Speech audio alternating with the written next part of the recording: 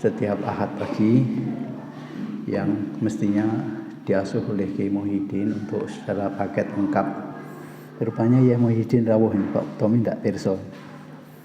Mohon izin ya untuk melanjutkan panggung panjenengan masih tentang doa. Jamaah rahimakumullah, ad-doa mulhu ibadah. Doa itu galih dari setiap ibadah yang kita lakukan. Pertanyaannya,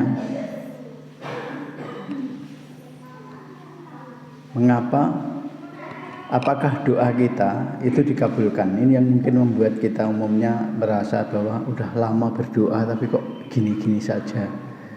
Yang kedua, selain tempat dan waktu, dengan cara apa doa itu dikabulkan? Terus kemudian yang ketiga, apa beda doa dengan zikir? Ini barangkali hari-hari ini kalau saya suka bincang dengan beberapa jamaah itu masih menjadi pertanyaan. Mudah-mudahan dari kultum ini saya bisa menyampaikan dengan singkat dan jelas. Jamaah rahimakumullah, berdoa itu adalah galih atau inti atau sejatinya ibadah. Semua kegiatan ibadah kita, kaitannya antara hubungan kita dengan Al-Khaliq, dengan Allah, itu adalah doa. Allah Subhanahu wa ta'ala memerintahkan kita berdoa. Jadi Allah itu malah senang kalau kita banyak berdoa. Bedanya Allah dengan manusia atau dengan penguasa adalah kalau Allah itu dimintai itu senang, kalau tidak dimintai itu enggak senang. Sebaliknya manusia atau penguasa enggak senang kalau banyak dimintai. Senangnya kalau diberi gitu. Ini, oleh karena itu banyak-banyaklah berdoa. Tapi untuk apa doa? Apakah setiap doa dikabulkan? Allah menjamin bahwa setiap doa dikabulkan. Ud'uni astajib lakum.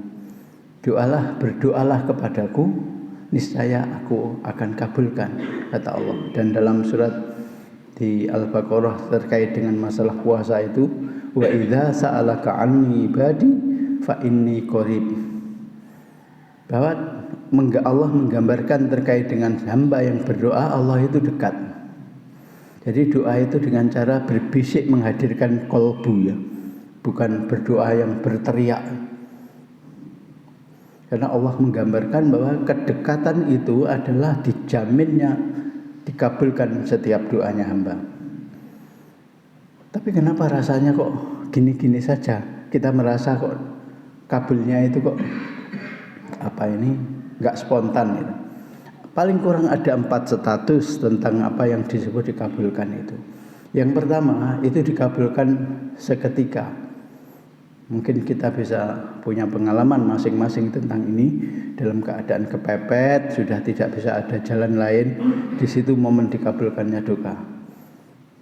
Lama di rumah tidak ada makanan, ya Allah, kemana ini? Tahu-tahu ada orang nganter, misalnya. Itu yang paling sepele. Banyak hal pengalaman kita, tapi kita itu kan suka lupa ini. Yang kedua, Allah ganti apa yang kita doa atau kita minta tadi.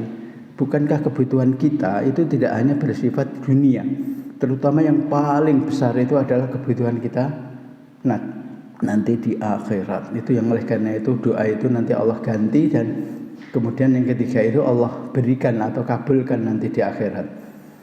Jemaah rahimakumullah, ada doa yang baik terkait dengan ini. Allahumma la tada' dzamban illa ghafartah wala hamman illa farajtah wala dainan illa qadaitah. Allahumma qdi hajati min hawaijid dunya wal akhirah. Ini mungkin nanti bisa jadi ini hafalan doa yang perlu kita ucap ya. Ya Allah, tidaklah Engkau mengabulkan Allahumma hamman illa farajlah, dan tidaklah setiap kesedihan Kau berikan dia penghiburan, dan tidaklah setiap doa yang panjatkan Kau kabulkan, dan tidak setiap kesedihan Kau gembirakan. Dan selanjutnya, dan tidaklah setiap kebutuhan engkau tunaikan, ya Allah penuhilah kebutuhanku, kebutuhan yang di dunia maupun di akhirat. Ini. Jadi yang ketiga, Allah akan ganti itu dengan satu yang sifatnya dikabulkan doa kita di akhirat.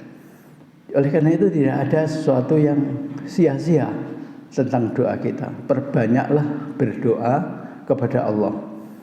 Hafalan-hafalan doa yang merupakan teks dalam Al-Quran itu mungkin perlu dikumpulkan dan diperbanyak. Yang heran itu ya memang sikap kita ya. Kita itu mensifati Allah dengan segala keagungannya itu amat terbatas. Demikian juga disuruh berdoa itu bolak-balik yang Rabbana atina fid dunya hasanah. Itu sih cukup, tetapi kurang asyik gitu ya. Coba kalau kita mensifati barang milik kita itu, misalnya yang ahli otomotif, mobil seri baru itu kalau mensifatinya banyak sekali. Tapi kalau kita diminta mensifati bagaimana Allah, umumnya kita hanya mengatakan Allah itu yang ngecat Lombok. Kurang asik kan, ngunut tok. Kalau kita bisa mensifati misalnya ahli IT, mensifati iPhone seri terbaru, macam-macam, bisa berjam-jam cerita tentang itu. Begitu kita juga termasuk dihadapkan untuk berdoa, pendek sekali. Koleksi hafalan kita tentang doa sangat terbatas. Ini barangkali perlu diperhatikan dan kemudian kita amalkan gitu ya. Kemudian yang tiga tadi, bedanya oleh karena itu dengan zikir apa? Doa, meskipun bedanya doa dengan zikir itu adalah kalimah thayyibah. Jadi sesuai dengan tuntunan, baik ucapannya maupun caranya itu harus mengacu kepada tuntunan. Terlebih-lebih ucapannya. Kita tidak bisa mengatakan zikir tapi misalnya kalimah thayyibah diterjemahkan. Segala puji bagi Allah, segala puji bagi Allah, segala puji bagi Allah. Itu bukan zikir itu. Yang zikir adalah alhamdulillah, alhamdulillah, alhamdulillah. Allah Maha Besar, Allah Maha Besar, Allah Maha Besar. Itu juga bukan zikir itu. Yang zikir adalah Allahu Akbar, Allahu Akbar dan seterusnya. Tapi kalau doa monggo dengan bahasa kita, bahasa apapun, kalau belum, jadi tidak usah menunda untuk berdoa yang banyak kepada Allah sebelum kita menghafal. Tapi juga jangan tidak menambah hafalan. Itu sesuatu yang kurang asyik tadi. Jamaah rahimakumullah, ini serba-serbi tentang doa yang mudah-mudahan bermanfaat bagi kita semua. Saya ulang bahwa doa adalah galih atau inti dari ibadah. Kedua, Allah mengabulkan semua permintaan atau doa kita. Kalau tidak di dunia ya di akhirat, itu yang paling artinya. Dan yang ketiga, antara zikir dan doa tadi adalah sesuatu yang perbedaannya. Zikir itu kita harus menggunakan kalimah thayyibah sepanjang waktu, yang seperti kemarin kita pernah sampaikan bahwa ada seorang wali Allah yang Allah berikan karamah memperbanyak subhanallah sampai per hari itu di 51.000 kali. Kalau saya hitung itu berarti 14 jaman ya. Kalau setiap detik itu subhanallah. Kalau kita di Mekah sana, kita banyak orang bawaannya itu ya, tasbih terus. Kalau kita kan gini. Ini udah sebenarnya ini ruas yang sangat ideal untuk mengucap zikir. Kalau ruasnya itu ada 5, kita kemudian dibolak-balik, ini kan sudah 30. Jadi ini aja 33 itu cukup gini. Tidak usah gini. Demikianlah jamaah rahimakumullah, mudah-mudahan guna manfaatnya. Assalamualaikum warahmatullahi wabarakatuh.